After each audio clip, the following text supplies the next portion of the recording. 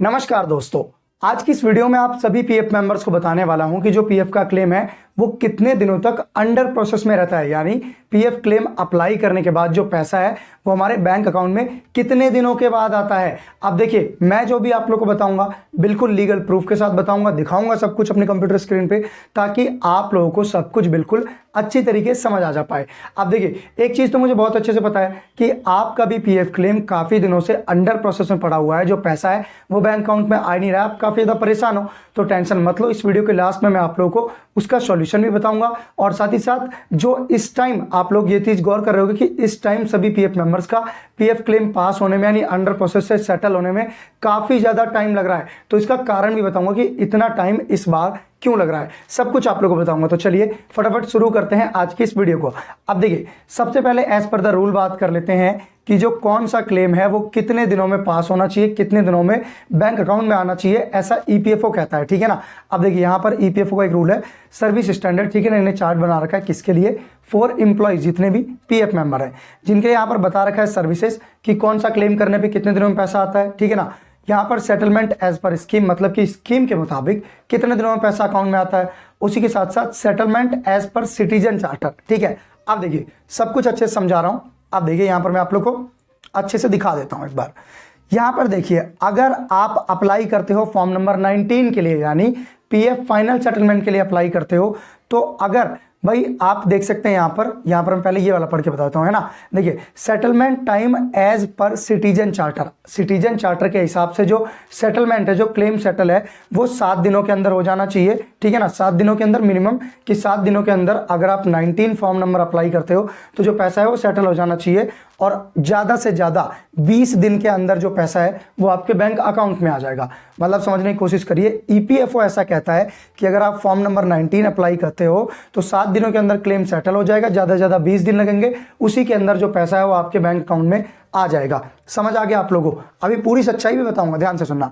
और उसी के साथ साथ अगर आप फॉर्म नंबर, यहां पर मैं आप लोगों को अच्छे से समझाता हूं, अगर आप फॉर्म नंबर 31 अप्लाई करते हो, यहां पर देखिए, अगर आप फॉर्म नंबर 31 अप्लाई करते हो तो जो पैसा है वो 3 दिन में सेटल हो जाना चाहिए, और मैक्सिमम से मैक्सिमम 20 दिन में आपके बैंक अकाउंट में भी आ जाना चाहिए सेटल होके।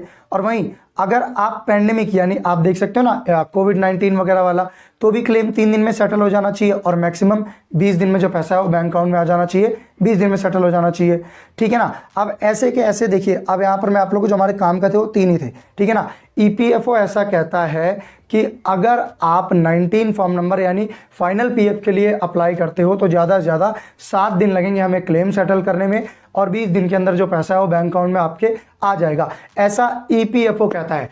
अब ये चीज़ तो आप लोगों को भी पता होगा कि ये बात सरासर गलत है। जी हाँ, ये बात बिल्कुल सरासर गलत कह रहा है ईपीएफओ, क्योंकि आप लोगों को पता है कि भैया इस बार जो पीएफ क्लेम है वो 7 दिन 20 दिन तो छोड़िए भैया, एक महीने से अंडर प्रोसेस में पड़ा हुआ है, जो पैसा है वो बैंक अकाउंट में आ ही नहीं रहा है। अब यहाँ तो ईपीएफओ ने क्या दिया कि 7 दिन के अंदर क्लेम पास हो जाएगा, जी नहीं, लेकिन ऐसा नहीं है। तो समझ आ गया आप लोग को, एज पर द रूल 7 दिनों के अंदर मिनिमम और 20 दिनों के अंदर मैक्सिमम जो पैसा है वो आपके बैंक अकाउंट में आ जाना चाहिए 19 यानी फाइनल विड्रॉल के लिए। और अगर आप एडवांस अप्लाई करते हो तो 3 दिन मिनिमम और 20 दिन मैक्सिमम, ज्यादा से ज्यादा 20 दिन के अंदर जो पैसा हो बैंक अकाउंट में आ जाना चाहिए। लेकिन यहां पर भैया 20 दिन 25 दिन तो छोड़िए, 1 डेढ़ 2 महीने होने को आ गए जब भी जो पैसा हो बैंक अकाउंट में नहीं आ रहा।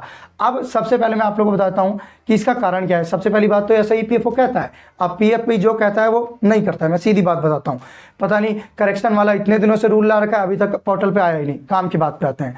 अब देखिए, ऐसा इसलिए हो रहा है, यहां पर आप देख सकते हैं एक न्यूज आर्टिकल है कि ईपीएफओ ने क्लेम सेटलमेंट में देरी के लिए आईटी को ठहराया जिम्मेदार। ईपीएफओ ने लिखा सरकार को पत्र, मतलब कि पीएफ का जो आईटी डिपार्टमेंट है, जो टेक्निकल डिपार्टमेंट है, उनको ठहराया है ईपीएफओ ने, वेबसाइट्स वगैरह को, कि पीएफ क्लेम इनकी वजह से देरी हो रही है, पीएफ क्लेम में सेटल होने में काफी ज्यादा प्रेशर यहाँ पे पड़ रहा है। मतलब कि पीएफ की जो वेबसाइट है वो बिल्कुल घटिया है, वो काम नहीं कर पा रही है। तो रूल मैंने आप लोगों को बता दिया कि इतने दिनों में क्लेम पास हो जाना चाहिए, लेकिन पास इस वजह से नहीं हो रहा है क्योंकि यहाँ पर पीएफ की साइट्स में इशू चल रहा है, वेबसाइट लोड ही नहीं ले पा रही है, ठीक है ना, समझ रहे हो आप लोग। तो इस वजह से, तो एज पर द रूल भी मैंने आप लोग को बता दिया, और यहाँ पर मैंने आप लोग को बता दिया कि देरी क्यों हो रही है इस बार। भैया आईटी डिपार्टमेंट को ही जिम्मेदार ठहराया जा रहा है, इस वजह से देरी हो रही है। अब बात कर लेते हैं कि इसका सॉल्यूशन क्या है। भैया सॉल्यूशन क्या है इसका, तो सॉल्यूशन एक ही है कि ज्यादा से ज्यादा आप लोग ग्रीवियंस लगाइए। जी हाँ, मतलब डिस्क्रिप्शन में मैं आप लोगों को लिंक अवेलेबल करा दूंगा, यहाँ पर आप देख सकते हैं। ज़्यादा से ज़्यादा आप लोग, मैं यहाँ पर रजिस्टर ग्रीवियंस पे क्लिक कर देता हूँ। ज़्यादा से ज़्यादा आप लोग इस पोर्टल पे आके यहाँ पर पीएफ मेंबर सेलेक्ट करके, वीडियो का लिंक भी डिस्क्रिप्शन में दे दूंगा, ज़्यादा से ज़्यादा आप लोग यहाँ पर आके शिकायत लगाइए, ठीक है ना, ताकि लोगों को वहाँ पर पता चले कि पीएफ मेंबर्स काफ़ी ज़्यादा परेशान है, पीएफ ऑफिस में पता चले। बाकी पता तो है ही, लेकिन शिकायत लगाने से उन पर और प्रेशर पड़ेगा। एक ये सॉल्यूशन हो गया। आप बात करते हैं दिक्कत किस लिए आ रही थी भाई, आईटी डिपार्टमेंट कोई आप कह सकते हैं कि यहाँ पर जिम्मेवार ठहराया जा रहा है कि इस वजह से लेट हो रहा है। समझ आ गया आप लोगों को? मैंने एज पर द रूल आप लोगों को सब कुछ बिल्कुल अच्छे से बता दिया कि क्यों क्लेम सेटलमेंट लेट हो रहा है, कितने दिन में क्लेम सेटलमेंट होना चाहिए ईपीएफओ के मुताबिक।